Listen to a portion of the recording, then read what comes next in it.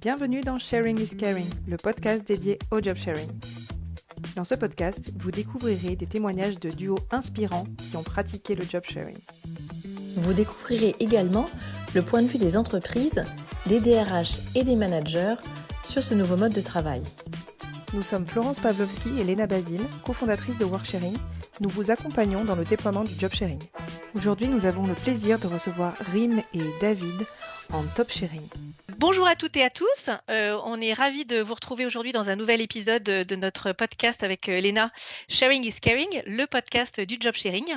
Et aujourd'hui, nous avons la chance de recevoir Rim et David, qui étaient deux entrepreneurs solo et qui se sont rencontrés sur LinkedIn et ont décidé de s'associer dans une belle aventure ensemble et vont nous raconter leur duo. Et on a effectivement David qui est expert formation et Rim, experte coach et RH. Voilà, donc ravi de vous retrouver aujourd'hui et puis on va être content de découvrir votre parcours, ce qui fait que vous vous êtes trouvés ensemble et comment vous fonctionnez. Alors, ce que je vous propose peut-être, c'est déjà de vous présenter rapidement l'un et l'autre.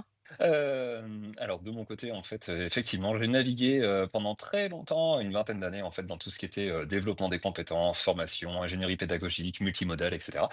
À travers différents univers, hein, que ce soit du grand groupe à la PME, à la TPE, à la start-up. Ce qui fait que je dirais, de cette culture et expérience qui m'a enrichi, la combinaison avec l'expertise de Rim est arrivée naturellement, en fait, dans nos idées et notre envie, en fait, d'avancer ensemble. Mhm. Rim, à toi l'honneur. J'attendais le renvoi de balle. Bah oui. J'ai démarré d'employée à devenir dirigeante. Voilà, donc au milieu de ça, j'ai fait forcément un peu de management. J'ai repris des études au milieu pour faire RH parce que je trouvais qu'à chaque strate, il y avait une limite, un assujettissement au facteur capital. Et je pensais que c'était en cumulant du savoir, de l'acquisition, des cours, des diplômes, etc., pour pouvoir passer d'un cap à l'autre. Ce qui, bien entendu, dans le marché du travail en France, ça fonctionne comme ça, hein. Il faut passer les barrières à l'entrée qui peuvent être constituées par des diplômes ou autre chose. Mais ce qui m'a amené à changer d'opinion sur à peu près tout ça, c'est le coaching. Je trouve que c'est une merveille. Faut faire du coaching, tout le monde devrait être coach. Parce que ça libère complètement et on revoit les choses avec divers prismes, angles, on peut réanalyser 10 fois là, et ça donne une énergie et des capacités pour répondre à un tas de choses. Ce qui fait qu'aujourd'hui, on accompagne, David et moi, des entreprises sur divers pans, quel que soit l'entrant, on trouve toujours le moyen de rentrer dans une systémie et ça nous amène effectivement à travailler sur une part de consulting, conseil RH, de la transfo, en utilisant des gros outillages, deux gros pôles forts chez nous qui sont le côté formation et le côté coaching qu'on combine ensemble. Et ça donne de très bons résultats. Voilà. Super. Bon, je te rejoins totalement. Je suis très subjective sur la question du coaching. Étant moi aussi coach, voilà, je suis tout à fait en phase. Et comment est-ce que vous en êtes arrivé finalement à faire du top sharing, c'est-à-dire à partager finalement votre activité en tant que cofondateur ou partageant votre quotidien professionnel? La première fois que j'ai eu David au téléphone, on s'était échangé quelques mots sur LinkedIn et on s'est dit, viens, on s'appelle, comme il nous arrive assez régulièrement avec plein de gens. On a discuté un peu, puis on a un peu décelé très rapidement des choses qui se ressemblaient énormément, que ce soit dans notre mindset, dans notre approche marché, notre opinion sur le contexte, sur ce qu'on veut. Et donc, parfois, on pouvait même se retrouver très rapidement. Il commence une phrase, je la termine. Donc, ça ressemblait à vraiment une. Mais c'est resté un peu à ce stade-là et on a laissé, je ne sais pas, 6 mois passer, je crois, David, Oh oui, ça à doit être peu à peu près près. ça. Ouais, ouais, ouais. Voilà. Et puis un jour, il a dû faire comme il fait, bon commercial qu'il est, une petite relance, coucou, ça va.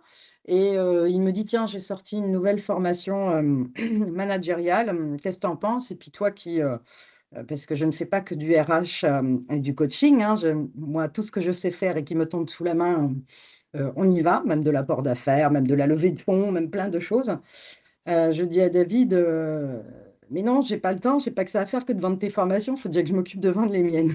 Et j'ai dit, viens, on s'appelle. Ce jour-là, j'étais pas d'une grande bonne humeur. J'ai fait l'apéro avec David pendant 2 bonnes heures, bla bla bla bla. Et de là, on s'est dit, viens, on fait ensemble. Voilà. D'accord.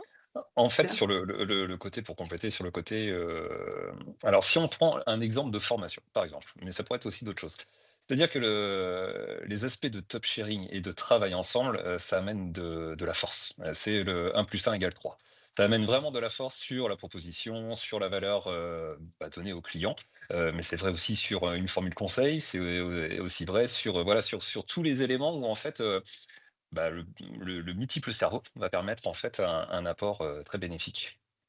Puis ça fait du Mmh. partage de charge de travail, de charge mentale, et une vraie complétation. Par exemple, des fois, je dis: «David, mais j'aime pas la phrase là, elle est nulle là, non, non, faut qu'on change là-dedans» et le fait de pouvoir le dire à quelqu'un d'autre, pas juste avec sa tête et se le réchauffer, ça prend beaucoup moins de temps pour pouvoir changer les choses. On tombe d'accord assez vite. Il y a un côté miroir que j'utilise aussi, donc on se fait beaucoup de feedback, donc c'est super enrichissant et quand bien même on travaillerait sur le même sujet, on peut faire de la division de travail. Donc tiens, bah, toi tu fais ça et selon nos goûts. Je déteste tout ce qui est administratif. Je le refourgue gaiement à David et il est une bonne patte, il le prend. On va pas se plaindre. Moi, j'ai un côté, créatif, on réfléchit, on repart, on redénoue, on repart dans l'autre sens s'il le faut, on reconstitue le processus, le chemin. Donc David, de temps en temps, il me dit: «Ouais, c'est vrai que là, si je devais réfléchir, tiens, aide-moi à réfléchir au truc». Donc cette complémentarité est très intéressante parce que nous sommes 2 personnes différentes, vraiment, même dans notre façon de faire, mais nous avons pas mal de points communs, que ce soit dans la personnalité ou autre et on sait les articuler au bon moment. Ce qui fait que ça donne vraiment de l'excellence en top ou job sharing, ça dépend du niveau du poste. Même le côté où un jour je suis fatiguée ou j'ai pas envie, je peux tout lui refourguer. Il peut faire de la même. Il me dit: aujourd'hui, voilà». Ça nous arrive assez rarement parce qu'on est 2 personnes très, très courageuses et résilientes. Je pense qu'on a développé ça avec nos carrières, et nos vies. Donc ça, là-dessus, on s'autorégule, s'automotive. Mais ça arrive qu'à des moments, des phases assez importantes où on a beaucoup travaillé sur un projet client qui finalement tombe à l'eau. Mmh. Ah, il y a des moments, mais c'est génial de pouvoir être authentique, être soi. J'ai Mmh. pas de patron, j'ai pas de compte à rendre à qui que ce soit. Donc quand j'ai envie de dire: «Merde», pardon, mais je dis: «Merde». Ah oui. Et David accueille les choses telles qu'elles sont, donc c'est génialissime et de son côté, c'est pareil. Donc nous, on trouve qu'il y a une force dans ce partage de travail, même dans sa charge, parce qu'on reste pas binaire dans le sens où on se dit: «On fait 50-50», parfois on fait 60-60, 70-70.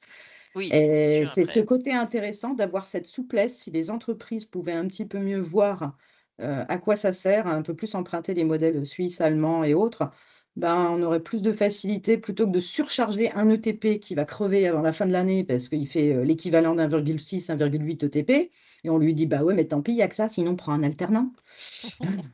Voilà, ça j'adore. Je l'ai vécu, hein. Donc sinon, oui, ça a au moins cet intérêt-là. Déjà le partage flexibilité, opérationnelle, planning, mais surtout aussi cette complémentarité de cerveau. Moi je Mmh. dis toujours: «Ça fait 2 têtes, sur un corps, quoi». Faut arrêter de parler du mouton à 5 pattes, faut sortir une autre expression. Ça a au moins cet intérêt quand quelqu'un s'absente. Là, David vient de prendre des vacances à Noël, moi non. Là, je vais en prendre en janvier. Lui, je vais le laisser galérer. Voilà. Chacun Et son en tour. plus, vous êtes, si j'ai bien compris, géographiquement pas forcément, la porte à côté? Ah non, à Non. 950 kilomètres de distance. Alors, Mmh. toi, donc David, toi, tu es situé où? Alors moi, je suis basé sur, Tours et donc je travaille bien sûr sur la région centre, la région ouest et très souvent sur Paris. D'accord. Et Rime? Et moi, je suis basée à Nice, à la pointe de la pointe, pas très loin de l'Italie et je suis née en région centre. Donc voilà un autre point commun qu'on a découvert. J'ai vécu une vingtaine d'années, près de Tours et effectivement pareil, mes clients sont plutôt, parisiens, enfin nos clients sont plutôt parisiens ou d'autres régions. Dans le 06, c'est un peu bonnet d'âne, hein, ils investissent pas beaucoup dans le capital humain, j'assume complètement mon propos. D'accord. Et alors, C'est oui, prouvé par des audits et par des rapports faits par Harmonie Mutuelle, par l'ADRIT. C'est pas moi qui l'invente, hein. d'accord. On est le bonnet d'âne de la France, la PACA, voilà. Si ça peut Bon, lancer un petit peu de coup de boost à ceux qui se disent: «Non, non, je veux pas être le dernier de la France, allez, je vais faire quelque chose de cette année», voilà, c'est là l'intérêt du propos. donc il y a du potentiel. Il y a du potentiel. Et donc vous disiez, un peu dans votre organisation, concrètement, comment vous vous organisez au quotidien, sur, vos différentes, missions, tâches? Enfin, tu en as un petit peu parlé, Rime, mais voilà, pour que les gens puissent aussi mieux appréhender, comment ça se passe concrètement au quotidien? Une journée, type, ou je sais pas, une semaine type, ça se passe, comment sur vos projets? fait, on a un point d'organisation soit pour voir le travail qui est à mener en commun, et là où l'intelligence collective a une plus-value, soit pour se répartir les tâches, tout simplement. Mhm. Et donc du coup, ce sont des briefs, pas forcément très longs, ça dépend des éléments qui sont à fournir et à produire. Et dans la semaine, par contre, c'est des appels assez réguliers. Il y en a au moins un par jour. Des fois, c'est 5 minutes, des fois, c'est un peu plus long, mais ça permet de réguler le travail, en fait. D'accord. Et vous avez des outils partagés? Qu'est-ce que vous avez comme outil pour. On a une boîte mail commune. On trouve ça assez D'accord. pratique. Comme Mhm. ça, il y en a pas un qui forward à l'autre. C'est très pratique. Notre signature, il y a nos deux têtes dedans. C'est deux personnes qui signent. Donc ce côté-là, au moins, est intéressant. Moi, je range et je classe et j'archive dans la boîte mail David Fourien. Il ne range pas. Mais David, D'accord. ça le prend. S'il faut faire des relances, il y a des choses, en fait, qu'on n'a pas besoin de se dire. C'est assez important quand une équipe comme ça travaille ensemble. Il y a des choses qui s'installent, qui ne sont Mm. pas toujours, on n'a pas besoin d'écrire dans le calendrier, on fait ça ou on fait ça. Donc je rigole avec l'introduction de la chose, mais de toute façon, moi, si le boulot, c'est pas fun, je bosse pas, j'appelle ça goulag. Donc voilà, non, mais c'est clair.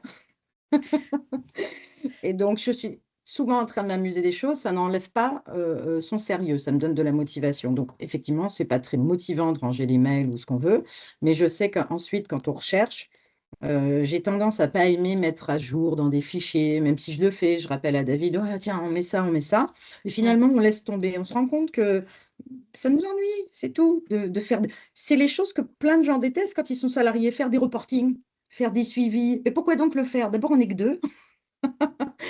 On n'a pas non plus 50 000 clients ou sujets à suivre, donc on arrive, mais Mm. on sent quand même parfois des limites. Donc c'est à partir de là qu'on va se décider à un moment donné, on va se dire non mais là, David, on vient de faire un constat, c'est pas bon. Viens ici, on va s'équiper d'un outil. Viens, on va acheter un autre truc, on va s'abonner à quelque chose. Donc au fur et à mesure que nos besoins émergent, on choisit de l'outillage ou des choses de ce type-là. D'accord. Pour répondre à ta question, on a quand même la suite Google partagée. Enfin voilà, oui, oui, bien sûr qu'il y a des éléments qui sont partagés. Mm. Ouais. D'accord. Ok. Lui, il s'est Et- abonné à ChatGPT, moi à Perplexity. Et ouais. Perplexity, je l'appelle Dieu. Je trouve que c'est la meilleure religion du monde. Je lui ai C'est mieux donné que un peu. ChatGPT, c'est ça? Ah, c'est clair. D'abord parce qu'il cite ses sources et il est fiable. Oui, c'est vrai. Donc j'aime bien. Il raconte pas trop de pipeaux, un peu comme ChatGPT. J'ai commencé avec ChatGPT, mais je l'ai vite abandonné, je l'ai quitté. Et je suis allée me tourner vers une nouvelle religion, vers Perplexity, parce qu'il dit toujours que c'est la meilleure des religions du monde. Elle ne fait pas la guerre, elle tape sur personne, elle tue personne. Et en plus de ça, on lui adresse toutes ses prières, elle les exauce toutes. Il écoute tout le temps, il répond. C'est le seul Dieu qui répond. C'est vrai. Donc même quand on travaille, même devant des clients qui ne nous connaissent pas, je lui dis, attends, on va interroger Dieu. D'accord. J'utilise maintenant cette expression, on va interroger Dieu. Bien sûr, je ne le prends pas pour un dieu, je ne l'adule pas. C'est juste que je trouve que c'est sympa de lui donner un nom rigolo. Je lui ai même donné le nom d'un dieu viking, Loki, celui qui est un peu fou là. Ouais, je vois Ah, je ne bien. connais pas celui-là. Nous, on l'a appelé Flona. Voilà. Ouais. Ah oui. Tu vois? Et ce fonctionnement, du coup, que vous avez mis en place, est-ce que vous vous êtes posé au début en vous disant, bon, comment est-ce qu'on fonctionne? Est-ce qu'on met les choses, enfin, est-ce que ça a été cadré dès le départ ou est-ce que c'est venu plus au fil de l'eau en fonction des projets? Comment ça s'est passé? Moi, je dirais que c'est plus sur la pratique. C'est-à-dire qu'au fur et à mesure qu'il y avait des choses à construire, au fur et à mesure qu'il y avait des réponses clients à organiser, à faire, c'est là où en fait ça s'est installé étape après étape. À chaque fois qu'on avait des décisions à prendre ou des zones de discussion, et puis voilà, établir le qui fait quoi, ça s'est présenté au fur et à mesure en fait. Mhm. On a fait D'accord. quelque chose d'un peu vague de cadrage au début quand on s'est dit, voilà, comment on travaille ensemble, qu'est-ce qu'on va produire ensemble, qu'est-ce qu'on va vendre ensemble. Tout ça, oui, on s'est concerté dessus. Le comment on va le faire et comment on va s'articuler et s'organiser, non. Ça s'est fait justement dans le flow au fur et à mesure des besoins. Bon, aujourd'hui, OK, on a besoin de faire des fichiers suivi client, on a besoin de faire du commercial, de faire ceci, cela. Et on s'est distribué les choses petit à petit et selon les appétences, les goûts, les expériences, les expertises et les réussites des uns et des autres. Et des fois, on s'est pris des choses, que ça nous plaise ou non, qu'on soit bon ou pas. Hein, et puis, on est parti se former si besoin, notamment sur les IA. Mhm. Voilà. Et après, effectivement, maintenant, c'est rodé. Mais c'est la même chose qu'une personne seule qui rentre dans une entreprise, dans cette phase d'onboarding, elle prend le pouls, elle prend connaissance des fonctionnements. Alors, elle va plutôt se calquer sur les fonctionnements existants et apporter sa pierre à l'édifice. Nous, il n'y avait rien d'existant, on a tout créé. Donc, depuis la page vierge, c'est génial. Et on a essayé des choses qui ne fonctionnaient pas. Et très rapidement, pof, un comité. Et on se dit, c'est pourri. Allez, hop, on enlève. Next. D'accord. Parce que justement, Mais, Oui, vas-y, non, vas-y, David. non, non, je disais, mais je crois qu'une des clés d'un fonctionnement en top sharing ou job sharing, c'est la communication. C'est-à-dire que on n'a pas les mêmes fonctionnements, on n'est pas deux Mm. personnes identiques, mais parce qu'on communique beaucoup, on trouve ce point d'ancrage qui fait que ça fonctionne. Même sur la communication, on s'est fixé une ou deux petites règles dès le départ. Moi, je disais à David, le samedi et le dimanche, tu peux être sûr, jamais je suis devant l'ordinateur. Je fais ma Mm. petite vie et voilà, sauf cas de force majeure tel que défini dans la loi. Hein. C'est pas sauf s'il y a une urgence professionnelle. Non, je suis une entrepreneur qui a appris à poser un cadre suffisant pour préserver sa santé physique, mentale, des temps coupés. Même si j'ai à peu près rien à faire, je peux encore me regarder une série Netflix, même si j'ai du retard dans le travail. Mhm. Je m'impose, mais ça, c'est un choix. Et donc, on respecte ces choses-là. Pareil, je connais un peu la vie personnelle de David, sans rentrer dans le détail. Moi, je m'adapte à ce système-là, famille ou autre. C'est très important. Donc, même les stades de communication, pour leur mettre des plages qui ne vont pas nous déranger ou autre chose, ou on a d'autres modes. Moi, je suis quelqu'un qui lit beaucoup de choses, curieuse, envoie des liens partout. Je trouve une offre, un truc intéressant, donc je distribue, vous ne vous rendez pas compte à combien de gens. Et j'expose toujours souvent, c'est pas obligé ni de répondre, ni de lire maintenant, ni rien. Mm. Oui. Donc, une fois qu'on pose cette habitude et que les gens sont contents, parce que déjà, ils sont au moins contents de recevoir de l'info ou une news ou quelque chose comme ça. Souvent, c'est plutôt du business, des offres d'emploi, des choses comme ça. Donc, ils ne me disent pas non. Hein. Mais ça peut m'arriver que j'ai regardé ça, il est 22 heures, voilà, pendant la pub ou quelque chose dans ce genre-là, ou au milieu d'une lecture. Et je me dis, bon, aux gens aussi de se réguler. Et donc, dans cette communication, c'est intéressant de se poser des cadres pour soi et pour sa santé et de connaître ceux de son binôme Mm. et qu'on ait une petite part adaptative. On n'est que deux, donc normalement, c'est assez facile. Oui. Et justement, est-ce que vous êtes, parce que là, il y a des choses qui sont finalement implicites, et est-ce que vous avez aussi, tu parlais de comité ou de temps de passation, etc. Est-ce que vous êtes calé des rituels, on va dire soit hebdo, soit mensuel, soit quotidien, je ne sais pas. Et comment ça se passe? On fait un codir lundi matin, tous les Mhm. lundis matins, et on l'a mis en place de manière récurrente il y a à peine 3 mois, je pense, David. Hein. Ouais, ouais, ouais. Avant ça, on faisait codir quand il y a besoin. Et on s'est dit, non, non, on va se caler un temps pour pouvoir parler de ces sujets-là, là-dedans. En général, on fait un tour du commercial d'abord, première chose, direct. Mhm. Après le blabla de t'as passé un bon week-end et autres, on demande toujours, moi je raconte ma vie, David aussi, je suis plus longue forcément dans le blabla. Ah, ça, on ne savait pas, on ne se serait pas douté. Mais voilà. Parce qu'on est aussi, en fait, on devient des amis. Donc, au-delà de travailler ensemble, ça fonctionne très bien dans le travail. On garde ces sphères, chacun le respect des vies des uns et des autres pour justement pas d'envahissement, ne serait-ce que de santé, de temps et autre chose. Mais on se dit tout, on est beaux copains. Je raconte à David ce que j'ai bouffé ce matin ou qu'est-ce que j'ai acheté la semaine dernière. Mm. Voilà, comme n'importe quel collègue en fin de compte. Hein. Enfin, tout le monde ne fait pas ça. Mais il y a ce lien et cette proximité, quelle que soit la distance qu'il y a. Je communique beaucoup plus avec David qu'avec des collègues que je voyais directement sur site. Hein. Mhm. D'accord. Et on a posé ce temps pour aussi se professionnaliser. C'est-à-dire qu'au départ, on avait besoin, je pense, voilà, de s'appeler souvent, de travailler ensemble, et ça faisait partie de l'apprentissage. Ça y est, maintenant on se connaît, on sait comment on fonctionne l'un et l'autre, on sait comment on peut fonctionner ensemble. Donc du coup, on se professionnalise. Et je pense que sur notre exemple, c'est ça, c'est qu'il y a eu une phase un peu d'expérimentation, d'apprentissage, de bêta-test, etc., pour après arriver à un niveau d'équilibre. D'accord. Mm. Parce qu'aujourd'hui, votre activité ensemble, c'est votre activité principale ou vous avez aussi d'autres activités en parallèle chacun?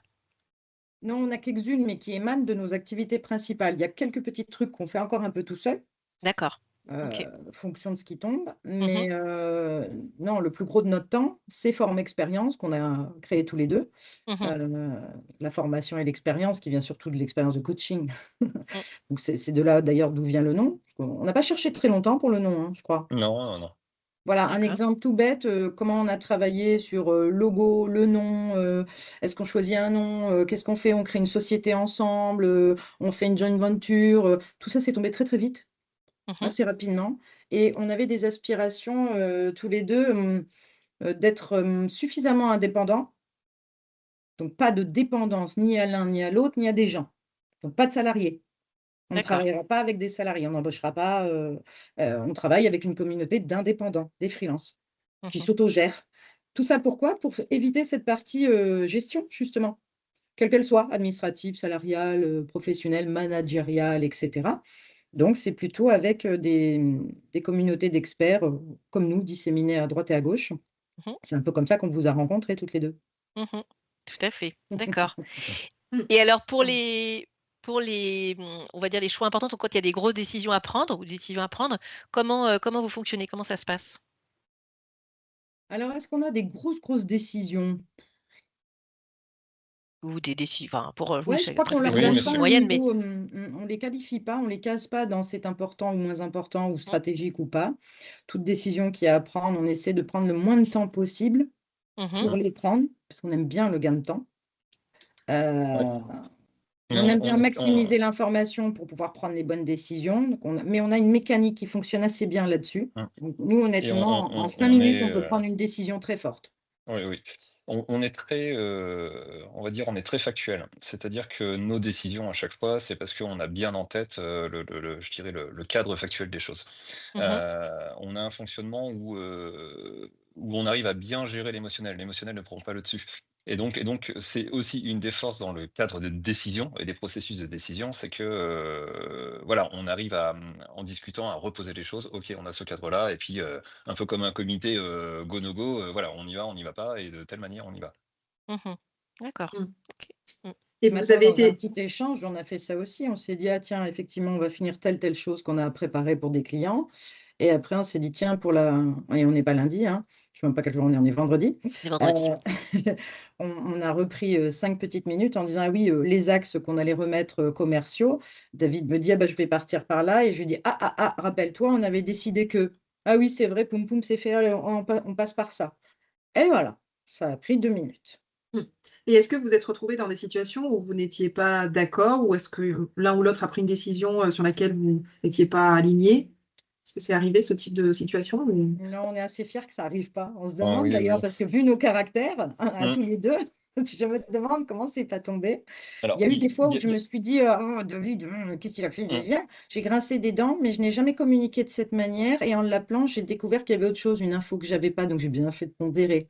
Voilà, donc il y a Il pas y a, David? de oui, oui, non, il y a, alors on peut pas dire que c'est idéal et qu'on est à 100 d'accord, mais on trouve toujours un consensus, en fait. Et par moment, bah, voilà, on débat, on voit je dirais la valeur ajoutée, la valeur négative et puis on trouve consensus. Et c'est ça aussi qui nous permet d'avancer, c'est-à-dire qu'on reste pas dans des, débats où chacun est est du côté de sa tranchée et puis que ça n'avance pas. Mmh. ah Mmh. oui, on n'a jamais ça. Puis on aime bien émettre, un axe de travail, une hypothèse et on se dit: «On teste et si ça Mmh, fonctionne pas ou autre, on revoit». On a vraiment cette agilité continue, ce qui fait que dans oui, les décisions, on n'a pas besoin de confrontation. Quand bien Mmh. même il y a 2 idées qui sont posées, bah, why not tester les 2 si c'est faisable? Why not l'une d'abord et si elle marche, on abandonne la deuxième. Donc cette flexibilité et cette agilité permet qu'il n'y ait pas de conflit, qu'il n'y ait pas de désaccord. Mmh mh. D'accord. Pour toutes celles et ceux qui nous écoutent, ça va être important de bien comprendre quelles sont les compétences clés, qui permettent en fait qu'un duo fonctionne bien, alors en top sharing, comme vous le faites ou en job sharing, compétences on va dire professionnelles, les fameuses hard skills et aussi soft skills. Comme disait David tout à l'heure, je pense que ce qui est primordial, c'est de savoir communiquer et pas uniquement aimer, bavarder ou discuter Mmh. ou être, capable de jacasser ou des choses comme ça. Non, non, c'est une vraie communication efficace, efficiente pour l'entreprise, pour les 2 personnes qui travaillent ensemble, et pour leurs clients. En fait, faut ch la capacité numéro un, c'est comme. Si vous en manquez un peu, si vous avez des non-dits, si vous avez peur de dire les choses à quelqu'un, si vous avez peur d'avoir un avis justement différent, de l'exposer, que vous vous ralliez par mimétisme, par contagion, par loyauté, par peur, par ce que vous voulez, détruisez ce bazar. Il vous faut de la com assise sur de la confiance en soi et dans la confiance qui se développe avec votre partenaire. Donc normalement, la com devient fluide toute seule, on n'y travaille pas. Et je pense que ça, c'est crucial. Au-delà de la technicité, des expertises, des compétences, tout ça, ça s'apprend. Mmh. La com aussi, mais ça part quand même de la personne, comment on est. Est-ce qu'on aime vraiment le côté binôme? Est-ce qu'un matin, on se lève en disant tiens, là, j'ai plutôt bossé pour moi, ça rapporte. Je vais oublier mon partenaire. une question d'éthique, de positionnement, d'authenticité, de valeurs, qui d'ailleurs doivent être assez raccords entre les deux personnes. Même si des valeurs sont différentes, c'est est-ce que nous, on a des valeurs ensemble communes et Mhm. qui nous guident et nous drivent et nous servent de culture entre nous? Oui, tout ça, c'est important. Vraiment au-delà de Mm. la technicité. Je ne parlerai même pas de la technicité. D'accord. Et pour ajouter un élément, dans cette communication, donc finalement, c'est être assertif, de dire ce que l'on pense, mais parce que on est en préalable, on est dans le non-jugement. C'est-à-dire qu'on D'accord. peut être transparent et dire les choses, et l'autre va les accueillir. Il est d'accord, il n'est pas d'accord, mais en tout cas, il va les accueillir. Et je pense que ce préalable de non-jugement, il est très important. Mm. Hmm. Et c'est intéressant quand tu disais, Rim, la communication basée sur la confiance en soi. Oui, je comprends aussi le côté non-jugement. C'est vrai qu'on n'associe pas forcément toujours ça comme ça, donc Mm, mm, mm. c'est intéressant comme perspective, ouais. Mm. Bah, si on part du postulat que nous sommes deux, que ce soit un Mm. couple, des associés, deux collègues, deux dans la même équipe de sport, peu importe, si on part du postulat que nous sommes d'accord, que nous pouvons ne pas être d'accord. Mm.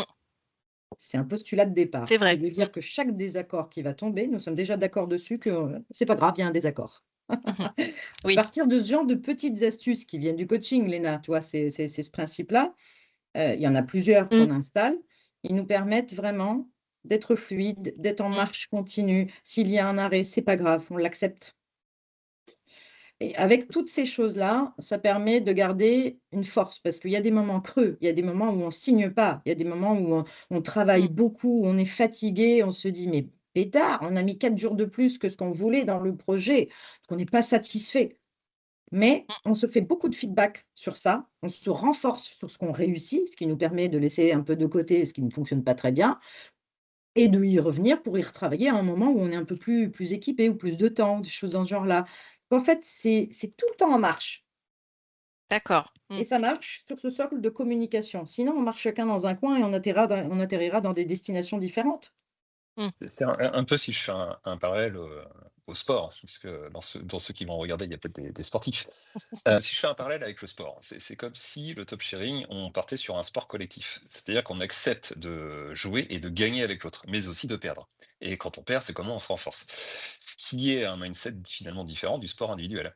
Et je crois que le top sharing, si on fait un parallèle au sport, il va véhiculer voilà, ce mindset, certaines valeurs et l'envie de se dépasser ensemble. Mhm. Hmm. D'accord. Je pense que sans top sharing, j'aurais davantage procrastiné, mis des choses au lendemain, abandonné. Pas par manque de capacité de faire, mais parce que voilà, c'est trop, il y en a trop, il y a toujours à faire, etc. J'ai tendance aussi à entamer des choses sans les finir. Donc, du coup, quand il y a quelqu'un d'autre pour éventuellement les finir ou les entamer, et moi aussi je finis. Tout ça, honnêtement, je me dis presque que tout poste en France devrait être job share. Voilà, je trouve que c'est une solution miracle pour répondre à un tas de choses. Même les gens qui ont des difficultés je suis mère célibataire avec un enfant à garder, il faut que je parte à 5 heures. L'autre, ses enfants, ils ont 30 40 ans, ils s'en foutent de partir à 5 heures et ainsi de suite. Surtout pour cette partie organisationnelle et où on a toujours ce micro-contrôle, ces exigences inutiles envers des travailleurs qui, plus on libère leur sphère, plus ils vont sortir ce qu'ils ont de meilleur. Plus on les Mm. entrape, plus on les contrôle, alors que ce n'est pas des gosses. Bah, regardez les gosses, vous leur dites mettez pas les doigts dans la prise, ils mettent les doigts dans la prise. Bah, c'est pareil pour les adultes. Donc, je pense franchement que il va falloir aller plus loin que juste le promouvoir avec des podcasts et discuter. Il faut que nos députés, nos gouvernements, etc., mettent le nez là-dedans, hein, et se disent c'est une solution pour un tas de choses, des pénuries dans certains emplois, des difficultés par-ci par-là. On a besoin de quelqu'un en présentiel, ok, mais peut-être que la moitié de la semaine, l'autre moitié du boulot, un full remote fera l'affaire. Et Mm. ça sera tout ça, que ce soit avec des indépendants ou avec des internes, hein, ou Mhm. un mix des deux, c'est Ouais. pareil. Et Donc, alors, tu voilà. parlais des différentes personnes, enfin, pour qui ça serait utile et bénéfique. Et pour vous, quel a été l'impact sur votre vie personnelle, en fait, de ce fonctionnement? Bon, alors, en tant qu'entrepreneur, mais au-delà de ça, surtout en top sharing. Sur ma vie personnelle, je ne sais pas si ça a changé quelque chose. Mhm.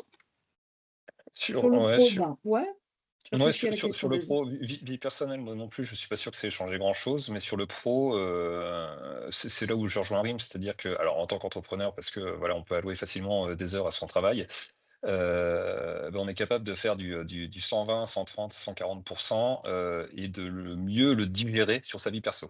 Parce qu'on est en top sharing. Donc, si ça change un impact de la vie perso, ce serait plutôt la vie pro qui se passe mieux. Donc, en tant qu'entrepreneur, donc la vie perso, on est plus serein.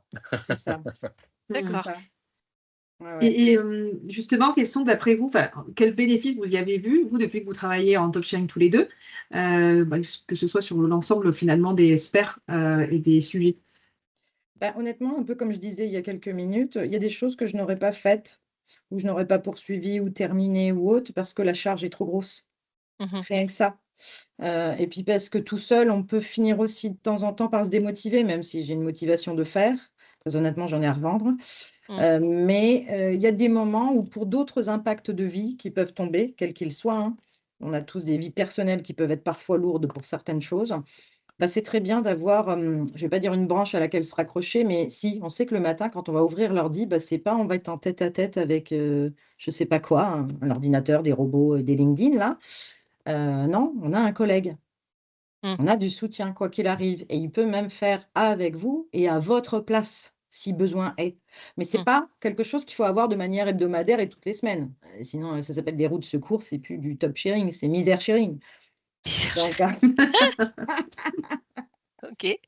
donc nous, on ne fait pas de la misère sharing. Non. Voilà, on fait du job et top. On mélange les deux parce que des fois, c'est une histoire de décision, une histoire de consulting, une histoire d'intervention au niveau de dirigeants dans une entreprise.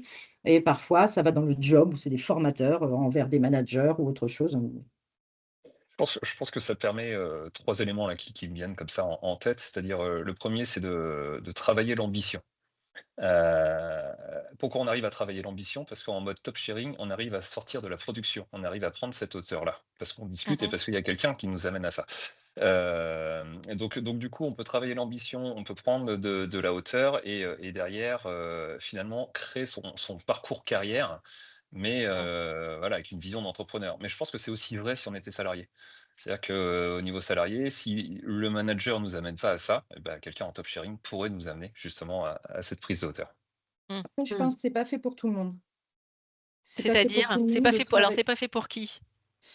Je ne sais pas, je ne vais pas les qualifier parce que je ne les connais pas, mais c'est pas fait pour toute personne. Il y a des gens qui peuvent et aiment et sont efficaces en travail individuel, seul, Mm. très concentré. Au contraire, justement, le moins perturbé possible, le moins de boulot d'équipe, le moins de sollicitations en ouvrant le bureau ou des téléphones. Il y a des métiers, il y a des fonctions, il y a des gens qui fonctionnent mieux comme ça. Donc, il faut garder. Le but, c'est d'avoir une mixité. Je rigolais en disant qu'il faudrait que toute la France partage tout son travail. Mais c'est parce que je trouve que c'est une belle utopie, une belle solution. Et ce qui me fait penser à ça, c'est que j'ai déjà eu 2 fois une expérience de job top sharing avec donc une tentative. D'accord. C'est marrant, c'est toujours des hommes. Qu'est-ce qui vous arrive, les femmes? C'est vrai, c'est souvent des hommes. C'est tombé hasardeusement. Une personne qui était spécialiste les deux étaient spécialistes de recrutement. Voilà. Des gens qui avaient de la bouteille, des seniors dans le travail. Cette espèce de lien qui est devenu une amitié, qui est devenu un respect, une authenticité, de la communication forte, etc., il n'y était pas. Là, il y avait des gagnants-gagnants, c'était des Ronaldo, moi je marque des buts. Donc, il y avait ce côté-là Un qui, écho. effectivement, lionne que je suis, viens me passer devant, je te boufferai après. Je ne marche pas comme ça. Il faut vraiment qu'il y ait des équilibrages avec des temps. Ouais, prendre l'avance, je marche derrière ou je porte, je soulève, pas de souci. Mais c'est cette agilité. Si elle n'y est pas et qu'il y a des gens qui rayent le parquet et qui vous prennent peut-être même pour son sous-traitant, il y a des gens qui ont un défaut de posture, positionnement, responsabilité, rôle dans ce job sharing et avec lesquels ça m'est arrivé même devant un client à faire une proposition, etc. et de me rendre compte que, quelle que soit la phase, dans l'entretien client, dans l'écrit, dans la production d'après, dans la quantité de travail fourni par l'un, la gloire récupérée par l'autre ou volée par l'autre, je ne vais pas les citer, ils se reconnaîtront, j'espère qu'ils écouteront ce podcast. On se souhaite encore la bonne année, hein. Moi, j'ai jamais de guerre avec personne. D'accord. Et j'assume en général Il y ce a que une je pense. question d'ego, d'après toi? Oui, je pense qu'il y en a une, et même de maladresse, c'est pas toujours voulu. Ou alors, c'est des gens qui, par exemple, ont pu travailler en indépendant pendant des années tout seuls, mais ils veulent passer un cap où il y a une stagnation. Ils se disent, mais c'est génial ce qu'elle fait ou comment, si on combine, chouette, mais ils sont pas du tout prêts à mettre ce qu'il faut pour que cette plante pousse. veulent claquer des doigts et que ça se fasse, et puis que vous fassiez tout à leur place, si possible. Les deux ont eu un peu cette attitude. D'accord. Si on peut retirer aussi, quelque chose de cette modalité de fonctionnement, c'est un peu comme un pacte d'associés au départ. C'est-à-dire qu'il y a quand même un cadrage à poser, un cadre de Mhm. fonctionnement à poser. Et ça, nous, on l'a fait à peu près naturellement avec RIM, Au tout début. mais peut-être que s'il y avait un conseil à sortir, c'est avant de se lancer, c'est de poser en fait, ce cadre de fonctionnement, mais au même titre qu'un pacte d'associés Ouais. pour une entreprise. Même si ce n'est pas très bien défini en mode pro, mais le cadre de collaboration, c'est-à-dire ce qu'on n'accepte pas, ce sur quoi on peut avoir un peu de souplesse, c'est très important. On l'a fait au tout début, c'est vrai, dans nos conversations, parce que Mmh. tous les deux, on s'est raconté quelles associations, quelle expérience on a pu avoir et en quoi elles ne nous convenaient pas, Mhm. justement. Et on Mmh. s'est questionné sur sommes-nous de cette manière, avons-nous cette approche, avons-nous ce genre de comportement ou autre chose. Et en fait, c'est ce qui donne déjà l'accord initial, le cadre qu'on a posé de cette collaboration. Mm. Et après, les choses se sont bien faites. Mais je pense qu'on l'a senti instinctivement dans cette première et deuxième conversation. Mais ensuite, Mhm. on en a parlé de manière pro, pour le Oui. Oui. poser. On aurait pu même, pour des gens qui, par exemple, se connaissent peu ou ils vont moins avec la confiance donnée comme ça, poser une charte, poser un cadre de Ah oui. fonctionnement. Mm. Les gens peuvent s'écrire ça en disant, allez, c'est pas vraiment des règles, mais notre système de conduite entre nous, s'il y a telle problématique, on s'appelle, s'il y a ceci, non. Ça paraît bête, mais je pense que c'est Mhm. intéressant même de s'y référer, d'y retourner de temps en temps, de voir comment ça a évolué par rapport à l'année d'avant, au regard de la Mmh, mmh, mmh. collaboration, pour faire vivre la chose tout simplement et réajuster quand ça ne va pas. Et alors, vous avez parlé de cette courbe d'apprentissage l'un de l'autre, enfin, de création effectivement de votre fonctionnement. Qu'est-ce qui vous a manqué ou de quoi vous auriez besoin pour que cette phase-là soit plus rapide, pour être voilà, complètement enfin, aligné, encore plus efficace Je pense que le risque, en mode top sharing, ça serait des fois de s'entraîner et de s'auto-entraîner en fait à 2 dans la mauvaise direction Ah, et mmh, d'aller, à l'arrivée, soit produire un travail inutile, mais seul peut-être on se serait dit: «Bah non, il faut que je m'arrête avant» et ça peut être un des risques si on doit trouver un risque sur le sujet. mmh. Mm. Mm. Il y a d'autres Et, trucs qu'on se dit aussi, tu vois, on a souvent des conversations au milieu d'un café, d'un autre sujet, et une idée magnifique en émerge, une phrase sublime qu'il faudrait mettre par-ci ou par-là. Et je suis quelqu'un qui blablabla un peu trop, donc je dis toujours à David, David, tu es ma mémoire, mon disque dur. Je te préviens, tu écoutes. Et des fois, il me dit, Mais il arrive ah à tout oui, retenir? Il arrive à mais tout non, Non, retenir? non, non, justement. bien sûr que non. Il est défaillant, mon binôme. Alors on s'est dit, parce que de toute façon c'est impossible. Franchement, c'est impossible. Même moi qui le Mmh. prononce, je suis pas capable de le ressortir. Je lui dis, il faut absolument, David, regarde, ça c'est merveilleux. Et si on l'enregistrait et on pourrait en faire un film et on pourrait en faire un livre sur notre vie. Je ne suis même pas capable de vous les restituer là. Ça serait génial hein, de pouvoir vous donner toutes ces petites anecdotes. Elles me viennent pas comme ça, mais c'est pas grave. Et je lui dis, il faut qu'on trouve des outils où pendant qu'on converse, tout comme les Gemini et autres, là, les IA qui enregistrent ces vidéos, mm, ces entretiens, pour enregistrer mais n'importe quoi, même des SMS. Et après, on fait un mix et dit, fais-moi un petit résumé, tu me mets ça dans un Notion ou dans ce qu'on veut, et toutes ces idées, parce que... alors, ce n'est pas toujours que des idées, c'est aussi des solutions à certaines choses. C'est une action à mener, parce que avoir 50 000 idées, bon, c'est sympa. Si un jour j'en ferai un bouquin et je dirais, bah, achetez mes idées. Ça me rappelle quelqu'un qui est avec nous aussi. Je pense qu'à vous 2, Elena et Rim, le bouquin serait énorme. C'est Ah ouais, vrai. ouais, ouais, ouais, C'est sûr. c'est sûr. Promis, hein, si tu veux, on fait chacune un chapitre, on on job share alterne. le truc, tu vois. On met Mieux un que petit peu d'IA. ChatGPT ou Ouais, Perplexity, ouais, ouais. ça c'est clair. On pourra débattre de nos désaccords ou accords sur ChatGPT ou une autre IA. Tout à fait. Non, c'est sûr. Je Euh, pense que et- quand on est entrepreneur, surtout, parce que le job sharing, vous le voyez aussi côté salariat, ils ne sont pas du même ordre. C'est effectivement la même faisabilité, un partage de travail, un partage de responsabilité, d'expertise, de planning, de ce qu'on veut. Ça, c'est les cadres communs. Dans l'entrepreneuriat, il y a un partage de risques plus fort, je trouve. Même si dans le salariat, si l'un rate, qu'est-ce qu'on fait? On vire les deux, Mm. on La question. responsabilise qui? Il peut y avoir des difficultés qui se posent dans ce côté-là, ou même évaluer à la fin de l'année les uns les autres, leurs résultats, etc. Il y a beaucoup de travail qu'il faut accompagner, ça ne veut pas dire que ce n'est pas faisable. Du côté entrepreneuriat, c'est plutôt du risque financier et du risque de responsabilité, parce qu'on engage nos responsabilités jusqu'à n'importe où, civil, pénal, etc., dans nos décisions. Donc, il faut avoir cette confiance, au-delà de j'ai confiance de travailler avec mon binôme qui est super chouette. Mm.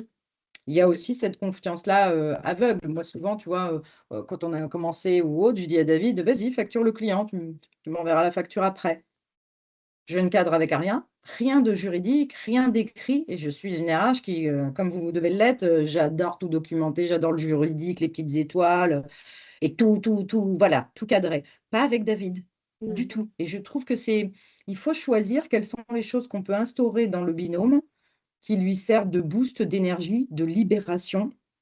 Et ce n'est pas forcément des choses qu'on a eues dans nos expériences passées. Ça ne se fait qu'avec la personne avec qui on est en binôme. C'est vraiment une histoire de personne plus que de fonction, de poste ou autre chose. Oui, parce que ce système de confiance que l'on a, je le ferai pas forcément avec n'importe qui.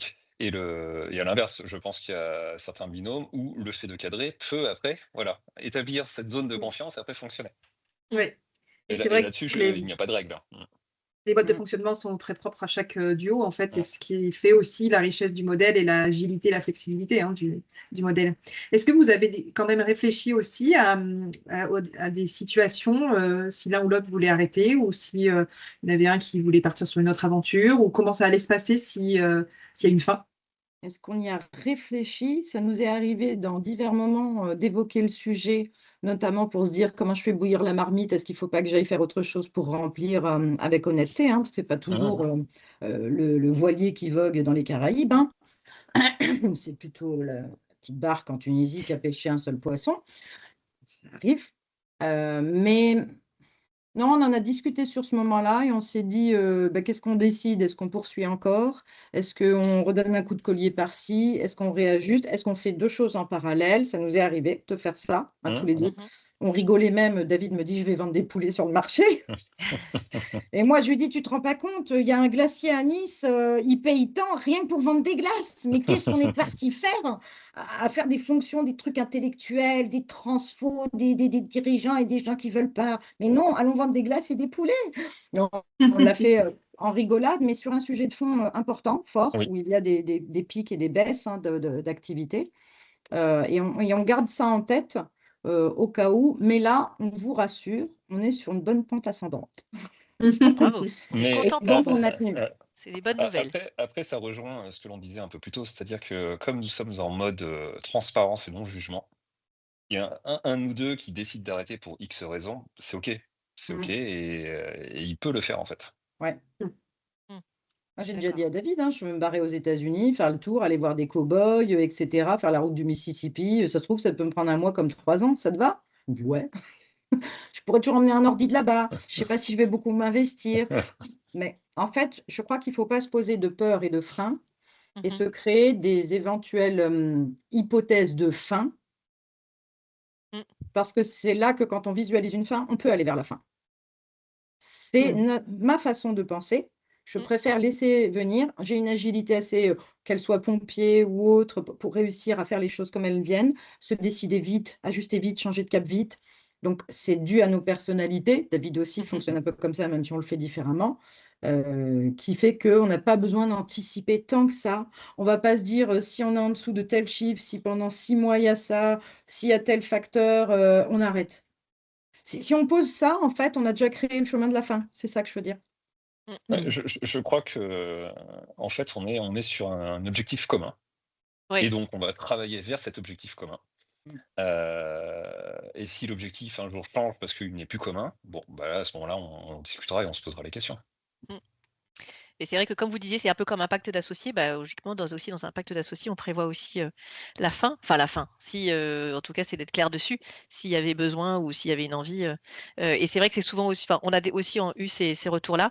Et c'est des questions aussi qu'on a, notamment quand c'est pour des jobs en entreprise, du job sharing. Souvent, les managers ou le RH nous demandent, mais s'il y en a un des deux qui veut arrêter, comment on fait? Donc, après, en entreprise, on dit, on peut trouver une personne qui vient remplacer un des duos. Enfin, moi, quand je suis partie de chez Beiersdorf, de chez Nivea, Thomas, mon ancien binôme, m'a remplacé. Il a trouvé une autre personne, voilà, pour prendre la suite.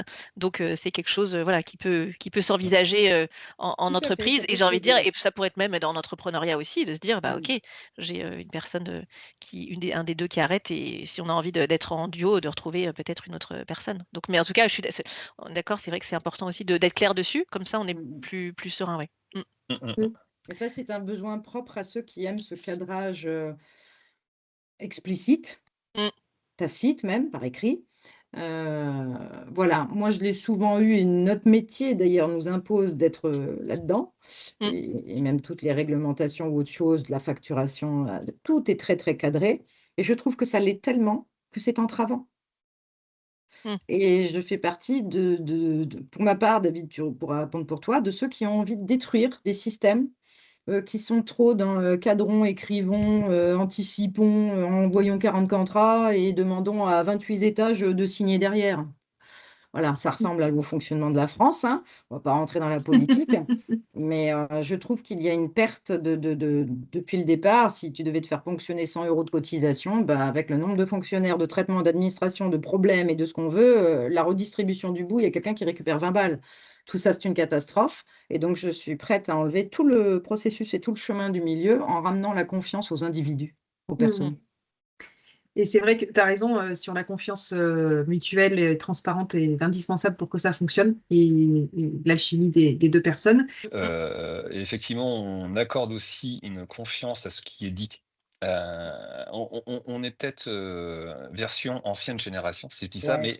mais quand on se serre la main, vraiment. Oui, oui, et puis le plus important, c'est le fond, en fait, hein, c'est pas la forme, c'est le fond de ce qui est dit finalement Mm, et de cet engagement mutuel, tacite et moral. Et c'est ça qui fait que le duo fonctionne, en fait, hein. Donc, Et peu on le importe finalement nourrit, la cet forme que engagement ça prend. tacite, comme tu dis, on Mm, le nourrit, on l'alimente régulièrement parce qu'on mm. en reparle, ces sujets peuvent revenir, que ce soit dans les bons moments, dans les mauvais, même quand on s'annonce d'excellentes nouvelles, dit David, allez hop, champagne. C- Tout ça sort pas d'un contrat, enfin moi, ou d'un autre Mm. papier ou une autre charte. Et les chartes d'engagement et autres, on se les édite à l'oral. C'est Mm, juste Mm. que Oui, oui. notre truc à nous, c'est qu'on n'écrit pas tout ça. Parce qu'on n'a pas besoin de donner ça à un papier ou un document qui le garde ou un petit dossier sympa sur l'ordinateur. mm. Ça reste dans nos mains. Ouais, mais Peut-être que c'est juste symbolique, hein, mais mm, mm.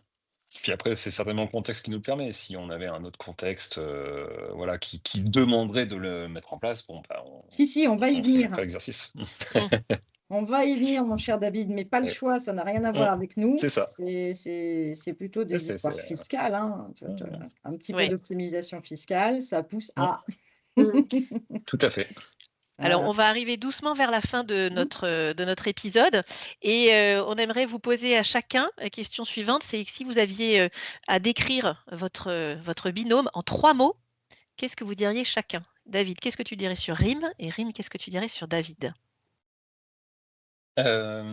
Sur Rim, je dirais dynamique, Mhm. parce qu'elle apporte vraiment une dynamique à notre binôme. Soutien, parce que je trouve un soutien quand, voilà, quand c'est compliqué. Et le troisième mot, ça serait perspective, parce qu'en fait, on construit l'avenir ensemble. Mhm. Ah, c'est marrant, ça Merci. peut te piquer celui-là quand même, hein. Alors, moi, je l'appelle souvent et je le présente même comme ça devant des prospects. David, quel est le nom que je te donne? Ah bah, Maître Yoda. Maître. Pour moi, c'est Maître Yoda, pendant que moi, je suis Zeus l'éclair ou je sais pas quoi, ou Buzz l'éclair, Buzz si tu l'éclair, veux. c'est Buzz. Voilà. Il y a plein de choses qui partent un peu. Donc, voilà, effectivement, comme il dit, il y a peut-être un peu d'énergie et autres. Et lui, j'aime bien sa force tranquille. Mhm. Donc, c'est pour ça que je rigole en l'appelant Maître Yoda. Je trouve que ça lui représente. Il y a ce côté aussi courageux et perspectiviste, effectivement, dans ce maintien, parce qu'il faut du courage. Il faut du courage pour Mhm. se maintenir. Je pense que tous les deux, on a une bonne dose, mais je vais te le donner, David. Voilà, c'est déjà pas mal. Est-ce que j'en ai dit assez? Déjà, Maître Yoda, je t'ai mis Maître et Yoda. Donc, Oui, il y a 2 mots. Et il y avait courage et perspectiviste. Ouais, Et à c'est oui, ça. 4. oui, oui, il y a ça. Et puis, c'est quelqu'un de réfléchi, avec une forte capacité de prise de recul, de détachement des choses. Il n'a même pas besoin de gérer l'émotionnel, puisqu'en fait, ça passe même pas par là. Ça arrive de temps en temps, mais je trouve qu'il a une bonne capacité de détachement des choses, ce qui le rend efficace, en fait, à l'écoute. Et même quand je lui dis non, mais là, je vais juste me plaindre, hein, l'oreille est là. Donc, c'est une bonne oreille. Il a une sacrée écoute, une bonne oreille, une bonne épaule d'ami. Donc, ouais, je trouve ça. Voilà, il ressemble à un Père Noël, de plus en plus. Et si vous aviez une devise commune que vous pourriez associer à votre top sharing, ce serait quoi? Alors ça, j'en sais rien. Allez, David, je te donne de la créativité. Devise Une commune, ouais, oui. devise. On se fait pas chier avec les cons. Mode chacal, David, c'est ça ou pas? Mode chacal, c'est ça notre Je ne sais devise. pas De si temps Maître en Yoda temps. m'a validé. Si. Maître Yoda, tu valides? Alors, je l'aurais pas dit comme ça, mais alors, notre devise, c'était que, pour reformuler, c'est qu'on veut avancer et travailler avec les gens qui ont envie de bouger les Oui. choses. Oui. C'est-à-dire que, et je pense que vous y êtes confrontés, on rencontre beaucoup de personnes qui ont un discours, mais pas les actions ni l'état d'esprit qui va aller avec. Bon, nous, on évite de travailler avec ces personnes-là. Voilà, donc on veut travailler avec ceux qui veulent vraiment agir. Voilà, qui n'ont pas un écart entre le dire et le faire. D'accord. Dans l'intention déjà, au moins. Super. Mais C'est mode très chacal, c'est un truc rigolo. C'est un truc qu'on actionne quand les gentillesses, les bienveillances, les on arrondit, les on relance avec avez-vous lu? Donc, de temps en temps, j'ai le caractère qui lui dit ah non, mais là, on va la traiter en mode chacal. Et donc, j'active le mode chacal de temps en temps, Mais ça ne peut pas être mieux. on a des exemples où en fait, les personnes qu'on appelle ghost, qui tout d'un coup, alors Ah. qu'on a eu plusieurs échanges, et tout d'un coup disparaissent. Ah Bon, bah ça, ne serait-ce que par respect, c'est oui, c'est non, et c'est ok, hein, on peut avoir n'importe quelle réponse, mais le silence, le pire des mépris, hein, c'est ça qu'on dit. Ouais, nous, on dit aussi. Voilà. Donc, On bon, voit Oui, bien. c'est vrai que ça. pas grand monde aime ça, mais en tout cas, ça nous allergise. Surtout des gens qui ont une demande, qui viennent vous Oui. chercher, à qui on produit quelque chose, on donne un truc, puis après, pouf, du vent. Et oh, il y a quelqu'un. Bon, alors, je lance un appel à tous ceux qui ont reçu des mails de David et Rim, s'il vous plaît, Voilà, que vous n'avez pas encore répondu, c'est le moment ou jamais voilà, de c'est ça. répondre. Ouais. Un grand merci à vous pour ce temps d'échange, votre partage d'expérience. Moi, je me suis noté pas mal de choses qui m'ont marqué, notamment l'importance de la communication, mais ça, c'est vrai que ça ressort effectivement dans différents témoignages avec la confiance en soi. J'ai compris aussi qu'il y avait eu cette phase d'expérimentation où vous êtes calé et vous êtes vraiment dit les choses, et maintenant on sent que ça roule et que c'est posé et que vous vous rechallengez régulièrement. Donc ça aussi, je trouve que c'est aussi important à savoir. Et puis la confiance, ça aussi, c'est vrai que c'est souvent quelque chose qui ressort, qui est clé. Et puis, je dirais, on a été ravis d'avoir Buzz l'éclair et Maître Yoda avec nous aujourd'hui aussi. Merci à vous, en tout cas, pour cet échange. C'est toujours très intéressant. Ouais, on vous remercie et puis même pour toutes les actions que vous menez pour promouvoir ce mode de travail qui est en soi une clé pour plein d'endroits, d'entreprises et de gens. Donc, bravo de faire ce que vous faites, les filles. Ouais. Merci beaucoup à tous les deux. On laissera en commentaire aussi peut-être des liens pour vous contacter si certains de notre auditoire ont envie de prendre contact avec vous pour soit échanger sur le top sharing, soit pour en savoir un petit peu plus sur vous. Ça sera fait également pour faire rayonner votre expérience et votre duo. Merci beaucoup à tous les deux. Merci. Merci. Merci. Nous sommes ravis d'avoir passé ce moment avec vous. Nous espérons que vous en avez appris un peu plus sur le job sharing. Si vous avez aimé l'épisode, n'hésitez pas à le partager.